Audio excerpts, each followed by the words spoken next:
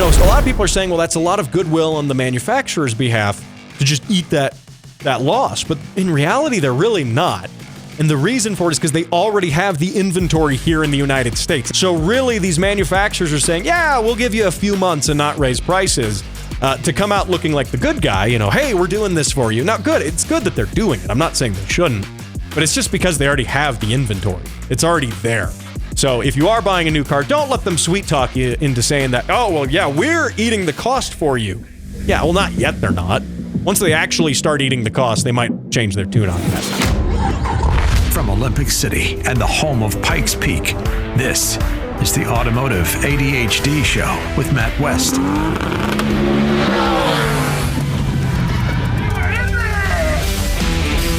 And here we are, rocking it on the Automotive ADHD Show.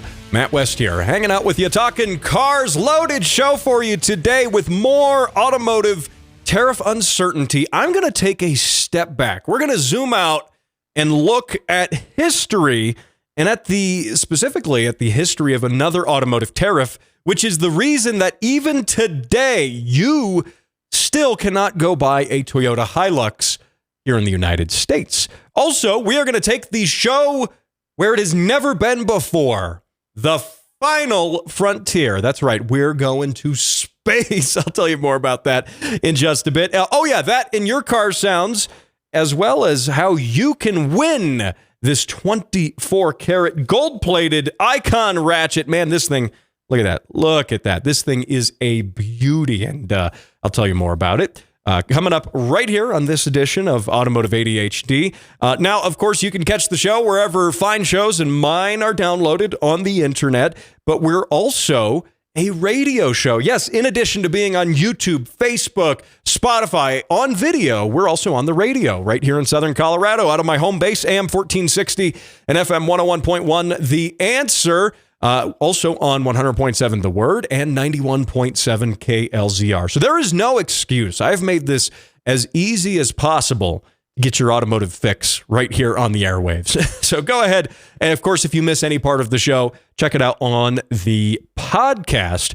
Now, before we get to that, I got a couple of things to discuss here, a couple of headlines to get through, and we'll kind of go rapid fire through them because I really want to get into some of the historical discussions about tariffs and stuff later on in the show. But firstly, a disclaimer, if you hear me yelling a lot, I injured my right ear. Yeah, this is really stupid. Long story. I don't have time to tell it to you now, but I punctured my right eardrum.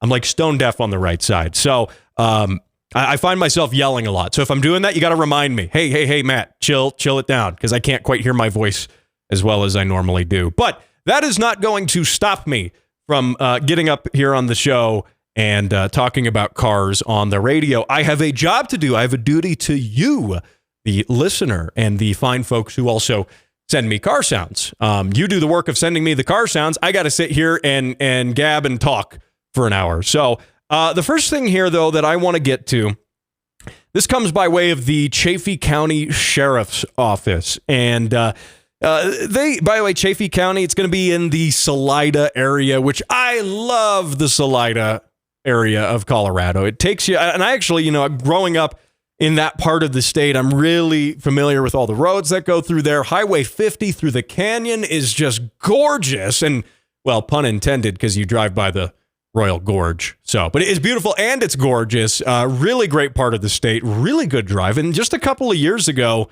they resurfaced pretty much all of Highway 50 through the canyon. And oh man, it's a beautiful drive, especially in a nice sports car with the top down. Ooh, you can't beat it. And there's a lot of scenic spots to pull off, take pictures, grab a snack, watch the water in the river flow by. It's really beautiful. I love that area. But somebody has been up to some trouble out there because this press release says Chaffee County Crime Stoppers are asking for the public's help. They say an unknown individual or individuals stole the electronic speed limit sign in the 600 block of Arizona Street. It was first noticed to be missing approximately at 7 a.m. The sign is worth $3,000. They say anyone with information should call the Chaffee County Crime Stoppers at 719-539-5299. The thing I have to point out with this, though, is these speed limit signs. These are not the speed cameras, though, and I'm not advocating that anyone go out and vandalize anything or steal anything, though I do feel like a lot of people probably would not shed a tear if like a speed camera actually got like stolen.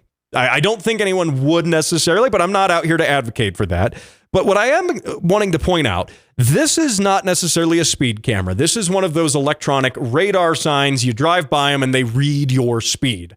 And with that, I don't think they have the intended effect that cities and municipalities think they do. Because what cities and, city council members and people like that, when they approve the purchase of these things, they probably say, well, if people see how fast they're going, they'll slow down because they'll realize they're not going the speed limit. And that maybe works for the people who are speeding accidentally, perhaps. Maybe they're doing 5 over. And maybe that, maybe that person's going to say, oh, look, the sign says I'm doing 5 over. I better slow down. The problem is, for every one of those, there are 10 hooligans, and don't ask me how I know this, but there are 10 hooligans whose entire goal in life, the second they see one of those signs, is to see how quickly they can get the numbers on the sign to count up. Believe me, there are people who do this. And there are also people who wonder what happens. Well, the sign only has 2 digits.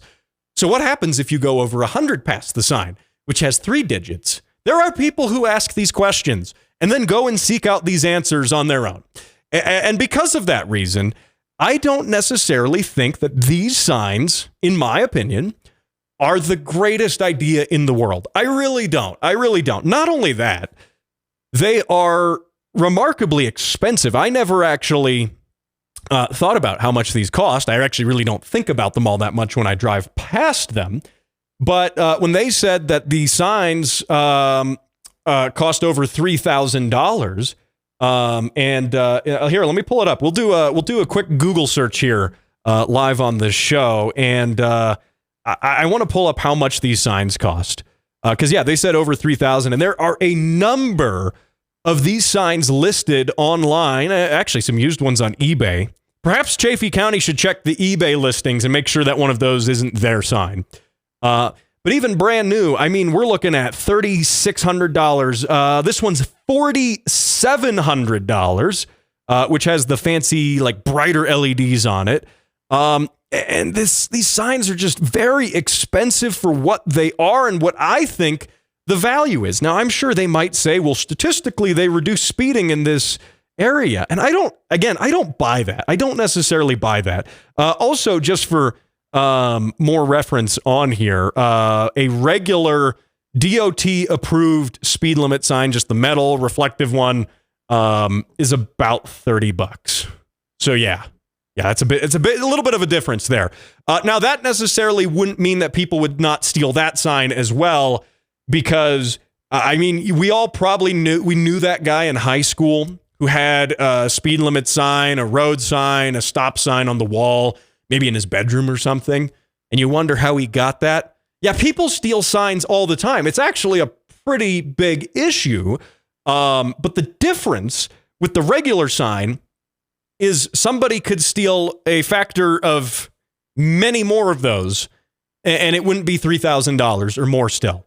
So, in fact, you could steal 100 of those, quick math right there, 100 of those signs, and it would still not cost as much as one of the speed limit signs. Now, I really want to know, though, if we're imagining this, like, who is actually stealing the signs, like the radar signs? Like, what are you going to do with it? Because if you do try to resell it on eBay, maybe one of these ones on eBay is theirs, I'm sure the county has something, stamped into it, written on it, a sticker. Yeah, sure, they could peel a sticker off, but they got to have some way of identifying, hey, property of Chaffee County. And you would think that, all right, well, they're not going to have as much luck selling it. So maybe this is just a case of a high schooler who wants a cool, like, speed limit sign on the wall in his bedroom. Because we've all been there when we were in high school. We wanted that. We knew that guy who had that, like, oh, that's cool. You got a sign up there. And he wanted it to be the cool, fancy digital one, I guess. Maybe it's these, like, Gen Zers who are the culprit. I don't know. Having said that, I still don't condone stealing the signs, by the way. That's $3,000 that the taxpayer is out, which that's never good. That's never good. As the taxpayers, we shouldn't want that either. But we should also ask, why was the sign? Why do you need to spend $3,000 on a sign? So, hey, anyway, I got a lot of stuff to get to here, and we may not have time to get to all of it. That's what the bonus edition of the show is for. But coming up here after the break, we're going to give you the latest on the tariff situation, as well as a history on the chicken tax. And finally, we're going to space. That and your car sounds right here after the break on Automotive ADHD.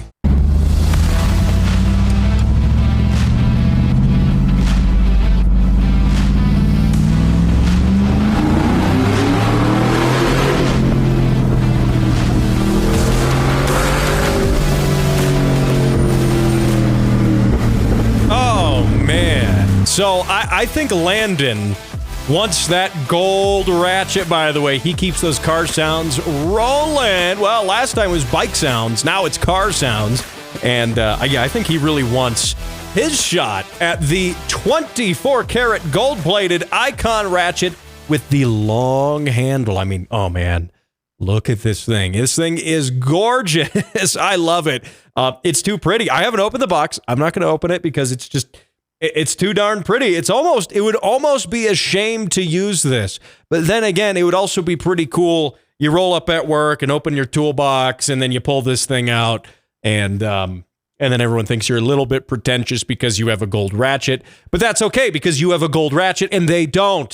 Just make sure that toolbox locks. So what you can do if you want the 24-karat gold-plated ratchet, you can enter for your chance to win it by sending car sounds into my show. I've already had some great submissions, and I'm going to play some more even coming up here in the next break. And yeah, you submit those car sounds, and then I will pick one person at random from everyone who submitted those car sounds to win the gold ratchet, as well as some other goodies. That's upside down. The Automotive ADHD embroidered key tag, the As Heard on the Automotive ADHD show sticker, and maybe some Jim Miller stickers. Whatever else I feel like throwing in there, we'll take care of you. So Facebook.com/Automotive ADHD. That's the place to submit those car sounds. There's a pinned post on the top of the page. Post your car sounds in the comment section underneath that, and we can share them to the world. So it's a great way for me to live vicariously through your car sounds and to show you my gratitude with the gold ratchet. I'm going to be sad to see this thing go. I mean, I've kind of been enjoying this sitting here in the garage on my shelf, frankly. So, but it is too good for me to keep.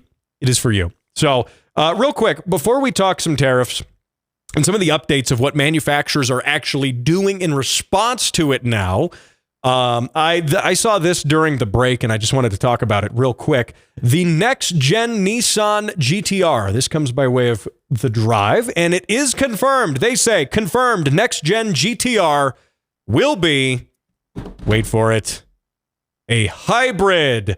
I could hear the groan. I could hear the groan in the audience. I could. It is going to be a hybrid, they say, arriving in the next 3 to 5 years. Because it's Nissan, plan on that being the latter amount of time, if 5 years, maybe more. Because Nissan is a company in dire straits financially. I mean, these guys have been on the verge of bankruptcy for like 15 years, if not more. And they want to build another GTR.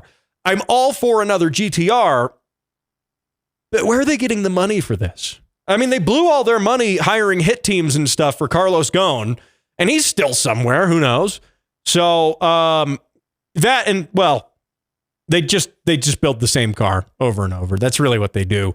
I mean, the last gen GTR was like 2007, 2008 onwards, and it got canceled at the end of last year, 24. That car's pretty long in the tooth. Oh, yeah, but they updated it. Yeah, not really. I mean, they updated the Nismo trim, got a little more power, got some new carbon trim and some Alcantara. Yeah, new car right there.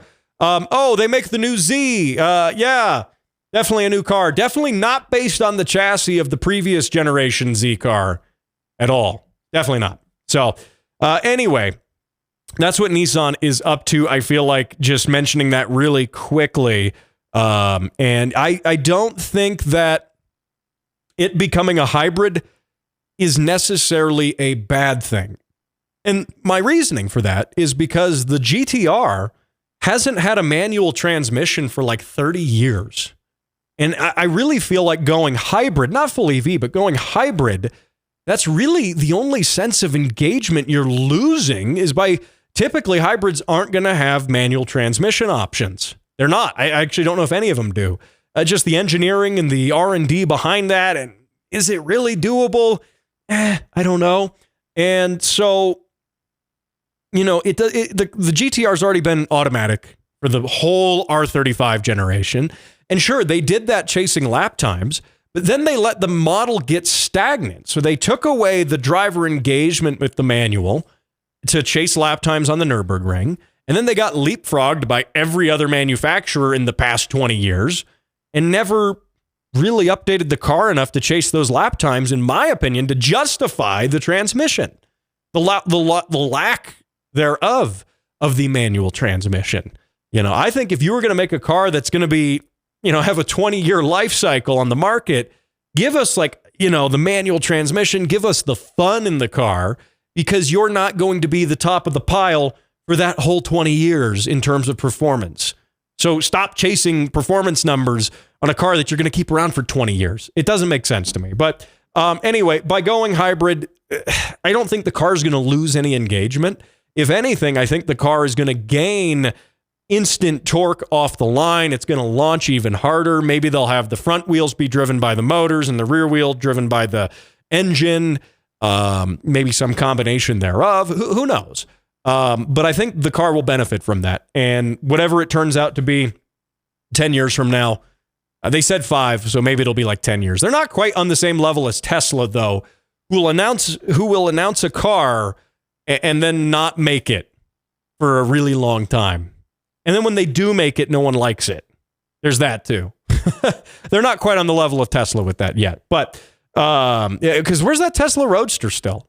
Like, where is the Roadster? And where are the rockets that were supposed to be in the Roadster? I don't see it yet. I don't see it. Are they even going to make it? Does it even exist? Yeah, actually, well, no, I can answer that. No, it doesn't. So anyway, speaking of things that'll get tariffed, though, that GTR, when it does come out, will probably see some tariffs when it does finally make it to the U.S. in however long it is. And I want to give you an update on the tariff situation because it's been a couple of weeks since I last talked about it. And I last talked about it right as they were about to go into effect. And I, just to recap, had the stance that I support onshoring American manufacturing again with cars, and not just the assembly of the cars, but the supply chain. Onshoring the supply chain, I think, is really, really important.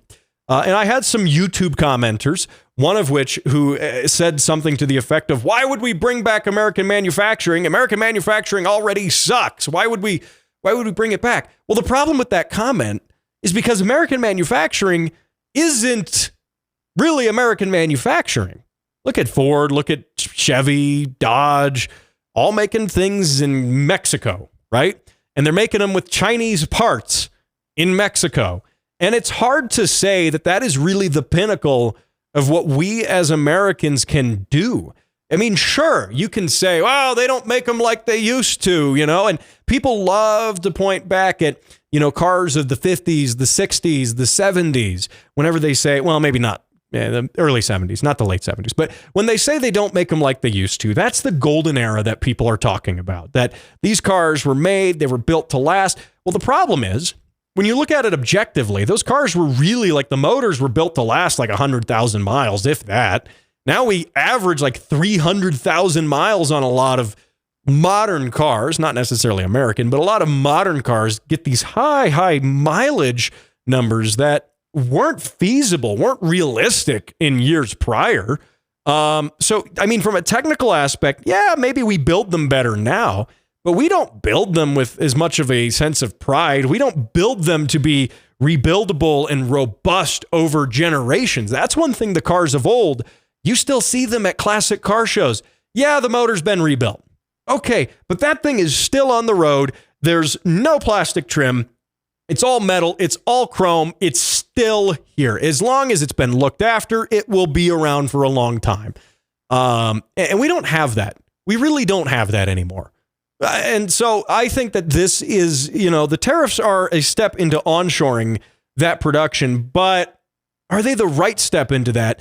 Because the thing the administration, I was critical of this, the thing the administration didn't do, I think, as well as they could have and should have, is reassure the voters that, hey, we're increasing costs here, but we're pulling back costs over here. It's not going to affect your bottom line. And they haven't done a good job of doing that. I think that's still the goal, but they need to communicate that. They need to really hammer that down. They're really going to lose a lot of people who voted for them, which is just the reality of this. So if we want to onshore that manufacturing, we got to take steps like that. But the debate then also comes up in, how do we onshore that manufacturing? Can it be done quickly? Can it be done efficiently? I had a really remarkably thoughtful comment on one of my videos, which, by the way, that never happens on YouTube. And this comes from Tim's Interwebs on YouTube, who commented on the video. And he says, I appreciate the breakdown on the effect of tariffs, but I want to know more about these economic factors. At what price point does it make sense to onshore, move production back into the USA, for example? If tariffs are 25%, but it costs 50% to move that product into the US, then companies will just choose to not onshore and just pass the cost increase onto the customer, or the consumer, rather. And then he goes on to say, well, if there is onshoring and therefore more jobs, will there be labor to supply these jobs? And he asks a number of questions, and you can go see this on the YouTube video. I went ahead and liked it and pinned it, so it's there. It's a great comment. I mean, he really was thorough about asking these questions, which are really important. He also asked another one here, because I just don't have time to get to every one of them. But the last thing he asked here is, can the USA avoid stagflation from the reduced consumer demand coupled with inflation due to tariffs in the short and midterm? Stagflation, he says, will make it nearly impossible for companies to build and expand production and therefore see any long-term benefit from the tariffs. And by the way, with the idea of the stagflation here, the idea being that, well, the tariffs cost more and they cost the consumer more. So the consumer has less money. And because the consumer has less money, they're going to buy less stuff. And because they're going to buy less stuff, manufacturers aren't going to make as much money, and they're not going to be able to hire as many workers. And this whole loop, this whole chain sort of perpetuates itself. And I'm sure there's a much more eloquent definition of stagflation. I'm not an economist. I don't know if you couldn't tell sitting here in my garage. But I mean, that's the idea of it, right? And so, these are all really important questions. And again, credit to Tim here on the YouTube channel for such a thoughtful comment. I encourage you to go read it because he asked some really good questions. And at the end of the day, we don't have answers to all of those questions. And we need to see some answers to that. The market needs to see that. Manufacturers need to see that. So, hey, after the break right here, we're going to talk about the OG automotive tariff, and we're going to talk about how manufacturers are reacting now. Introducing the Subaru Brat, fun on wheels.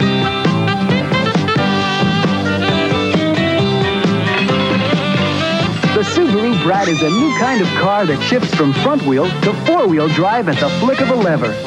And the Brat's back is wide open. So is the fun you can have in its two outdoor seats. The Subaru Brat, fun on wheels.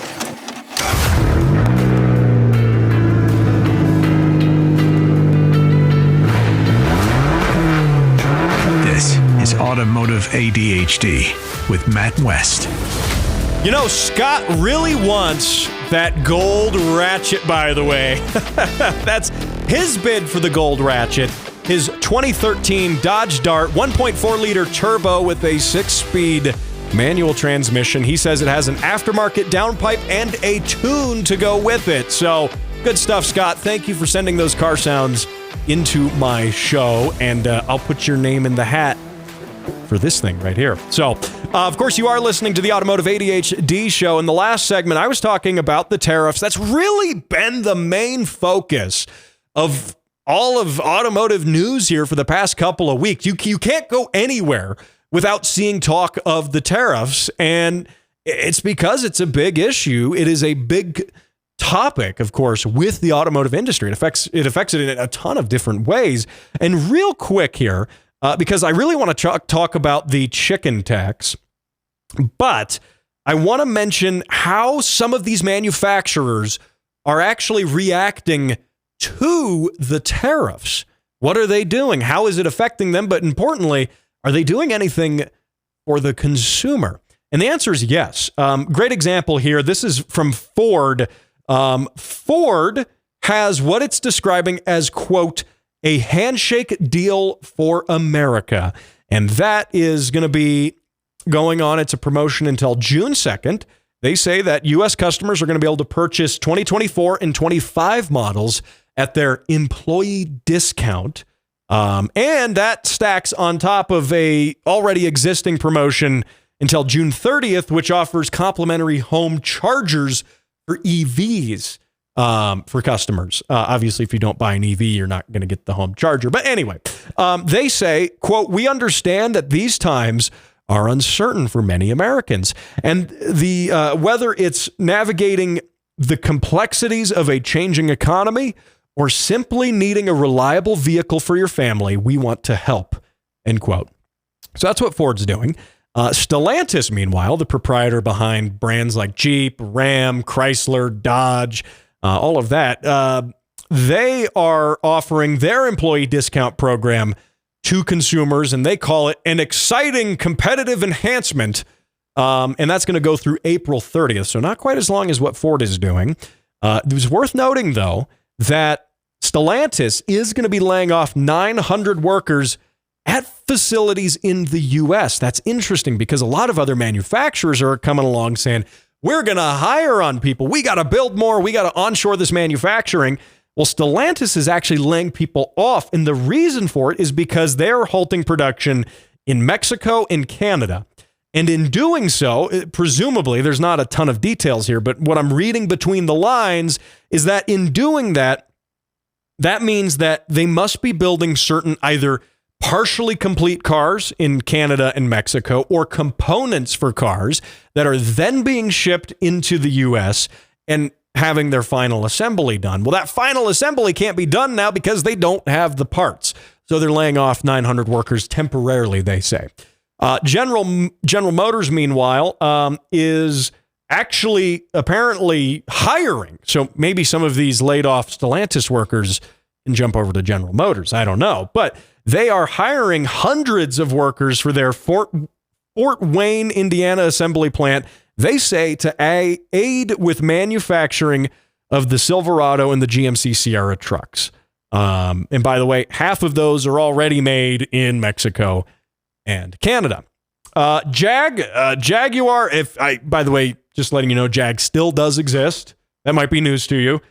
They apparently sell a car or two, maybe. Realistically, they're selling the Land Rovers because Jag owns Land Rover, but actual Jags, who's buying actual Jags at this point? It's like the numbers are so abysmally low. It's incredible that they even exist still. And they're just, and to exemplify that, they're just putting their shipments on hold entirely through April for Jags. So go figure. It's not going to ship Jags over. Didn't matter anyway, because it's not like they're selling them here. So not really any effect to anyone at Jaguar, as it seems. And then to wrap this up, Hyundai is doing its customer assurance program, which is going to guarantee model prices remain the same until June 2nd. Toyota says it's going to be business as usual. They're not going to raise vehicle prices in the short term right now. And so I guess they're going to just eat the cost on it. Now, granted, a lot of these manufacturers who are extending this, hey, we're not going to raise prices for a couple months on you. A lot of people are saying, well, that's a lot of goodwill on the manufacturer's behalf to just eat that loss. But in reality, they're really not. And the reason for it is because they already have the inventory here in the United States. It's not getting tariffed anymore coming into it's already here. So really, these manufacturers are saying, yeah, we'll give you a few months and not raise prices to come out looking like the good guy. Hey, we're doing this for you. Now, good. It's good that they're doing it. I'm not saying they shouldn't, but it's just because they already have the inventory. It's already there. They're not paying tariffs on the inventory that's here. That's the whole reason behind it.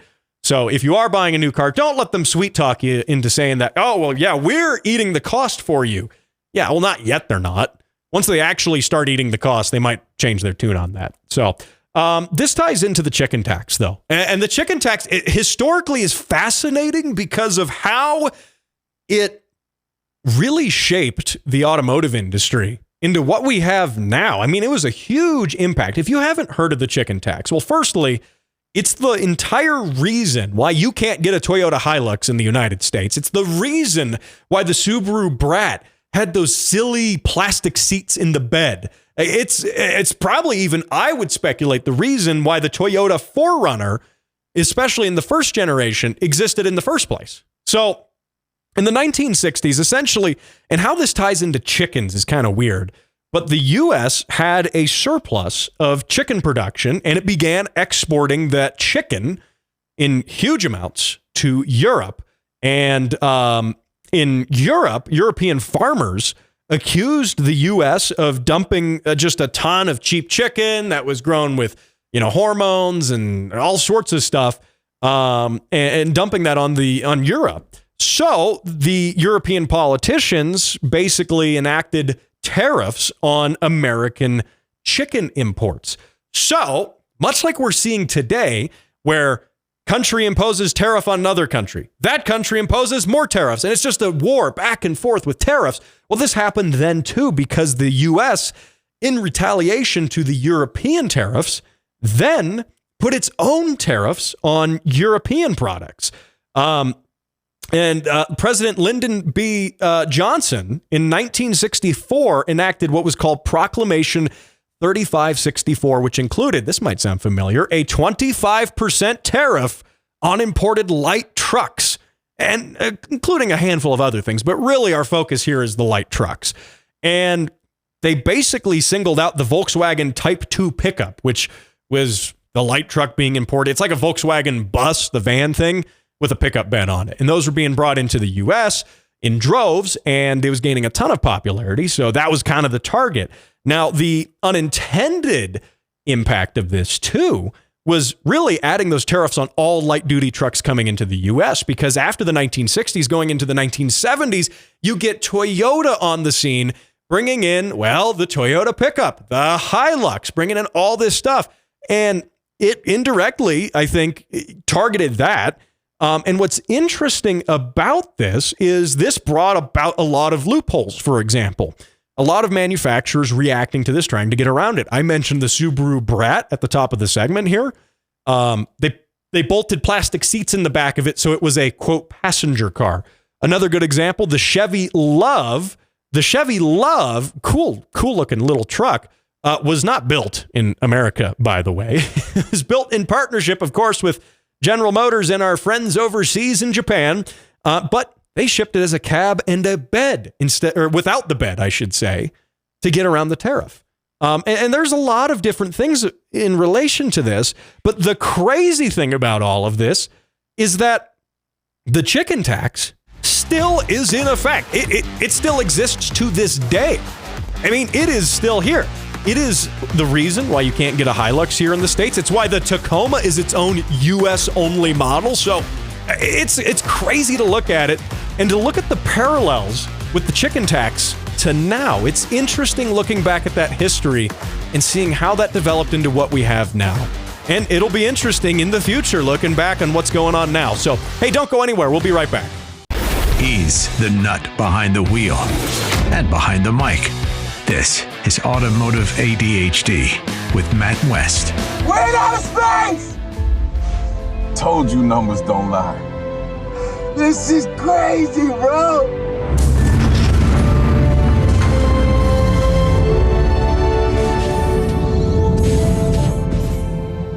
All right, so I know this is a car show, but I sometimes talk about various modes of transportation in general. In the past, the show has claimed the title of the Aeromotive ADHD show and the Boat Motive ADHD show, which I'm still kind of working on a better name for that last one. Maybe Aquamotive ADHD. I don't know. Let me know what you think. But the show is now going to brave the final frontier. I mean, these are the voyages of the misguided radio show and podcast on its continuing mission to talk crap about all things not Toyota, to seek out new ways of breaking Hondas, and to boldly go, more or less, where some may have gone before. I think that's what we're doing. And by the way, if you were listening on the radio, you didn't see that, what was on the video. That was the scene from Fast and Furious, one of the movies, I've forgotten which, where they take a Pontiac Fiero to space. Yeah. If Fast and Furious can do it and still be a car movie, I could talk about it here and still be a car show. Granted, I think Fast and Furious stopped being a car movie long before then, but that was probably the nail in the coffin there. So, now, having said all that, though, I want to talk about the Blue Origin space flight that occurred recently. And Blue Origin is Jeff Bezos's, the Amazon guy's, space company. And I guess he likes sending celebrities to space now. And that space flight happened earlier this month with some celebrities who apparently are recognizable for one reason or another. One of which was Katy Perry. I guess she's a musician. I don't know. It's my first time hearing of her. Does she do country music? I don't know. Also, Gayle King, CBS Mornings co-host, TV show host. Lauren Sanchez, Jeff Bezos' fiance. And then a lady, Carrie Ann Flynn, a movie producer. And there was a former NASA rocket scientist on there. There was one of those at least. Aisha Brau. Anyway, something like that.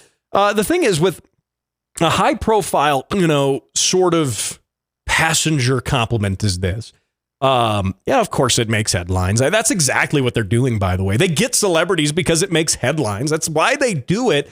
But the thing is, the reason I want to talk about this, and the media is putting this out as a historic moment, the first all-female space flight in, since the 1960s. And they're making a big deal out of it as if these people are actual astronauts. And I want to make the point that just being a passenger on a space flight like this doesn't make you an astronaut. I mean, there's no way that this makes you an astronaut. I mean, firstly, it's amazing that the spaceship was actually able to clear the Earth's gravitational pull with all the weight of the makeup that Katy Perry was wearing. I mean, have you ever seen the TikTok filter that girls use? It was like she was using that the whole time. So I don't know. I mean, I don't think the astronauts of Apollo 13 were necessarily concerned with how much foundation they were wearing. I'll throw that out there.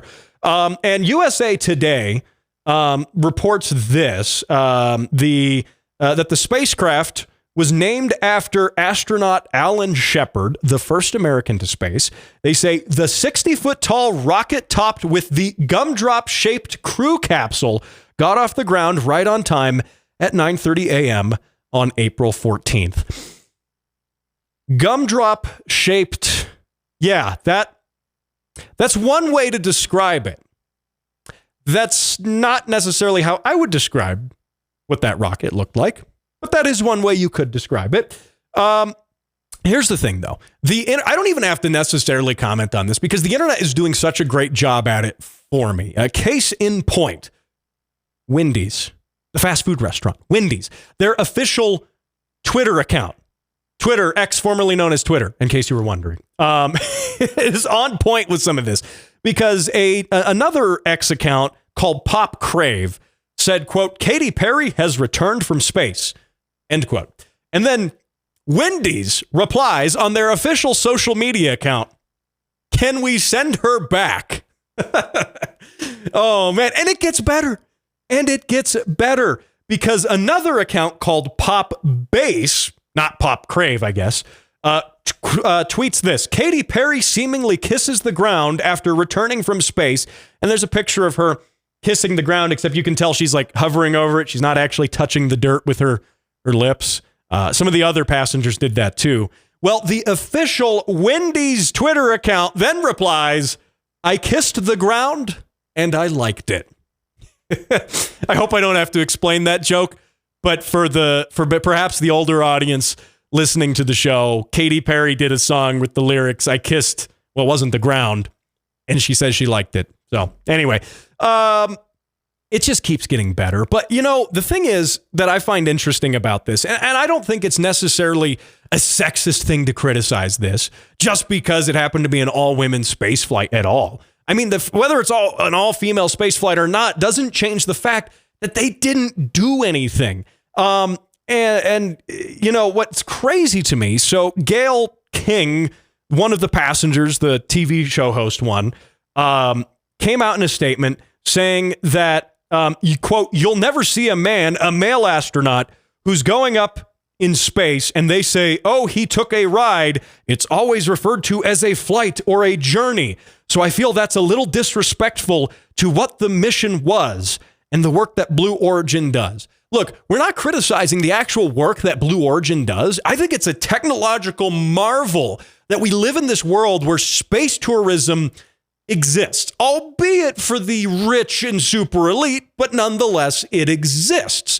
That is a technological marvel. The fact this capsule can come down, the people can get out safely, that is incredible. But calling yourselves astronauts, though, I do have a little bit of a problem with that. Because the astronauts she's referring to, like, look at the famous astronauts of history. These people trained for years, many of which had decades of military piloting experience before becoming an astronaut. And so this is further exemplified, by the way, by the U.S. Secretary of Transportation, Sean Duffy, who said on X, the U.S. commercial space industry is an inspiring project which showcases American ingenuity and exceptionalism. But the last FAA guidelines under the Commercial Space Astronaut Wings program were clear. Crew members who travel into space must have demonstrated activities during the flight that were essential to public safety or contributed to human spaceflight safety. I don't know if Katy Perry necessarily did any of those things. I'm just throwing that out there. All they had to do was ride in the craft. I mean, really, that's the gist of it. And again, they're saying that, oh, the media is saying they blazed a new trail for women with what? By writing a big check? And that completely negates, by the way, the actual accomplishments of real female astronauts, some of which, by the way, who lost their lives, Judith Resnick and Krista McCullough in the Challenger explosion, for example, lost their lives. But there have been dozens of actual female astronauts whose entire careers were based around this. They spent their whole lives dedicating to exploring space and science. So I think that's, in a way, a little rude to those people by equating Katy Perry and Gayle King to, you know, those. So, yeah, sure, it's a marvel of modern engineering. We're not saying anything about that. But just because you drive a car, that doesn't make you Lewis Hamilton. So, anyway, that'll do it for the Space Motive ADHD show. I'm definitely not getting invited to any Blue Origin flights, probably ever. But if Blue Origin does want to partner with me to send a Fiero to space, or even better, maybe an MR2, let's do an MR2. I'm all game. So, hey, thanks for watching. Thanks for listening. I'll talk to you next week, right here on the Automotive ADHD show.